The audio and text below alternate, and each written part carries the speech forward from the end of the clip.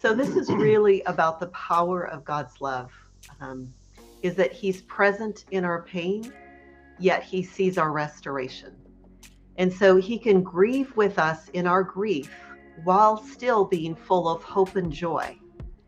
He can be angry with the effects of sin against us while joyful in our restoration. And so he gently leads us from where we are, as John said, with no condemnation, to where we want to be, that place of restoration. And to me, this is so powerful to hold both of these.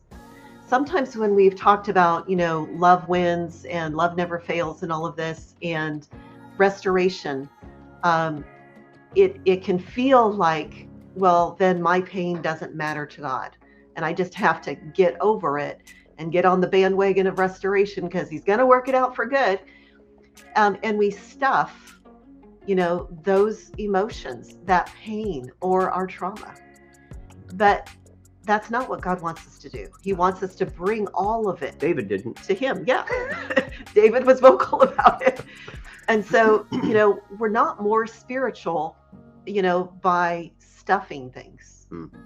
The spiritual place is bringing it to the Father and going, I'm really pissed off right now. This is not okay. And I need help because I want to wring some necks right now and mark them out of your book of life. Instead, of stuffing, we get to just be honest and authentic and bring it to the Father and go, Father, I need help. I need help right now. I need to see it from your perspective. And I want to balance that a little bit. Yes, we need to be open and honest. And at the same time, we need to be in a place where we can submit our will, our desire to the Father, because that's what it shows that, David did. Even though he would have these outbursts and he always ended good. He always came back to a place where it was basically like Jesus said, not my will, but your will be done. And we need to be able to do that as well. So we need to be careful that, because we can kind of cut loose. And I know this has happened for me. We can kind of cut loose a little bit, and all of a sudden there's a flow coming out and you can't get it stopped. And, so sometimes that all needs to come out. But at the same time, if we just give it license and say, let's just let it all go, let it all flow at any time, everything's beautiful in its time. And this is really key to understand the way we've come. And so Gil comes from a background where that was freely expressed and on everybody. And for me, I grew up in a family that was very, very stuffed.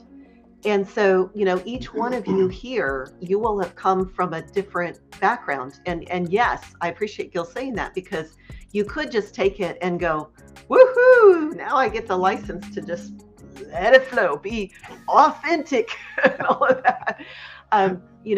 But taking it in understanding, that if you've been very suppressed, this is going to be a time to experiment and process actually being able to, wow. And this has been my journey going I had shut down anger so much, I didn't even know it existed in me. And then it's like, oh, it is there. Okay, God, I don't know how to deal with this. I can testify to that. It's there.